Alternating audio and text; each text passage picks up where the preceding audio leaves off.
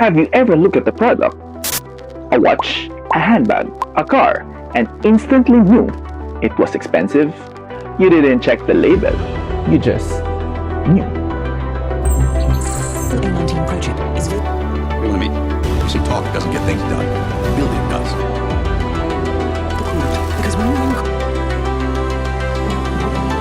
Has 115. The greatest Packard of them all. Chanel number 5. What's unsettling is that your brain decided it was expensive before you consciously agreed. And if you're honest, you like it better because of that. We think we pay for materials, for labor, for utility. But the reaction you felt, that wasn't an accident. It was a hack. A hack inside your brain.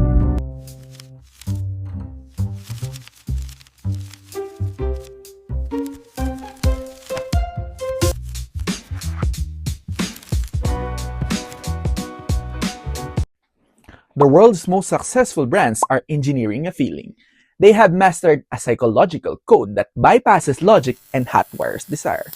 Most people think this was just marketing. But if you look closer, they aren't just asking you to buy. They are daring you to join. And if you think you're immune to this, think again. 1929, the Packard Motor Company, the market was chaos. Ford and Chevy were pumping out thousands of cars. The assembly line had won. Cars were becoming commodities. The logical move was to slash prices to scream louder. Packard did the opposite. They looked at the mass market, the noise, the desperate clamoring, and they walked away. They launched a campaign that didn't talk about horsepower. It ran with a simple, arrogant headline: for the discriminating clientele. They weren't selling a car, they were selling a filter. By speaking to a group that valued craftsmanship, they engineered a psychological gap you had to cross. This is exclusivity. But it's not about high prices. High price is a result, not the cost. True exclusivity works by removing comparison. If you compare a Packard to a Ford, Packard loses. By framing it for the discriminating, they force the customer to self-select. And you felt that pull. The moment you wondered if you belong. The truth is, if you have to ask for the price, you were never the customer, and deep down, you're terrified of being the one who asks. And then, no and then, no and then, no and then, and I'm gonna put my foot in your and then again. Different decade, same trick. Lucky strike. Light up a lucky, it's like Lucky Strike cigarettes, identical product to every competitor. Tobacco is tobacco. They needed a differentiator. They didn't have one, so they invented one. They launched It's Toasted. Gentlemen, before you leave, can I just say something? I don't know, Don. Can you? This is the greatest advertising opportunity since the invention of cereal. We have 6 identical companies making 6 identical products. We can say anything we want. But everybody else's tobacco is toasted. No, everybody else's tobacco is poisonous. Lucky Strikes is toasted. Remember from the Mad Men scene, the secret, every tobacco company toasted their tobacco. Bright spot is, at least we know if we have this problem, everybody has this problem. Third manufacturing, but Lucky Strike claimed the narrative. This triggers distinctiveness bias. When you saw a competitor, you saw cigarettes. When you saw Lucky Strike, you saw toasted tobacco. Once a feature has a name, your brain treats it like a discovery. They didn't innovate the product. They innovated the lens you see it through. Notice what hasn't happened yet. None of these brands ask you to love them. They didn't beg.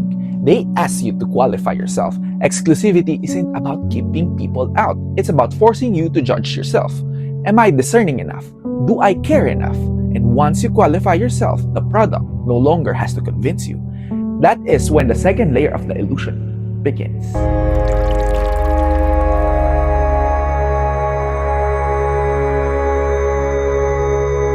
If exclusivity is the hook, identification is the anchor. At this level, the brand stops selling a product. It starts selling a better version of yourself. Chanel number 5. The 1950s. The campaign, every woman alive adores Chanel number 5. Look at what is missing. No ingredients, no bottle details, just the women. They position the fragrance as a symbol. Buying it wasn't a purchase, it was a signal.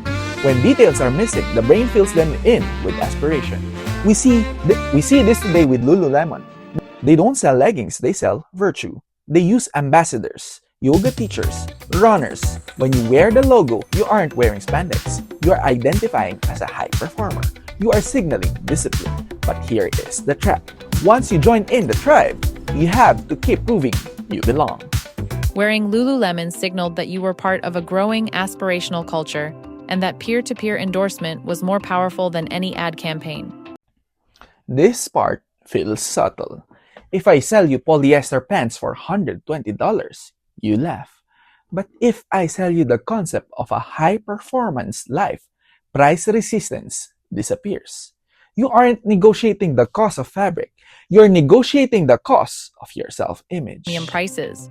But what made those high prices stick was a product that was genuinely better. Lululemon's early focus on fabric innovation set it apart. Exclusivity gets attention. Identity locks it in. But storytelling makes it timeless. This is where the product connects to your survival.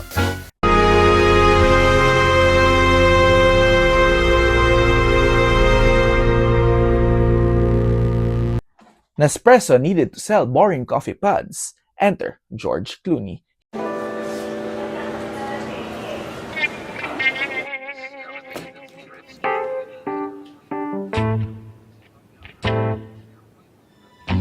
I think I have something that belongs to you.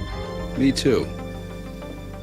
Where do you want to meet? He wasn't an endorser, he was an avatar. Witty, discerning. The commercials were scenes from a life you wanted. When you bought the machine, you weren't buying coffee. You were borrowing his taste. Mr. Decaffeinato. Look at Represent, the streetwear brand. They documented the struggle, the late nights, the failures in Italy. They turned customers into witnesses. Ask any entrepreneur how it felt like at the start. We were all back against the wall. We wanted to make a bit of money for ourselves and for our family. And there's nothing linear about the fashion industry. It's so subjective and no one's really got the right answer. Because we're in such a saturated market now where there's a million brands doing. And witnesses defend what they seen.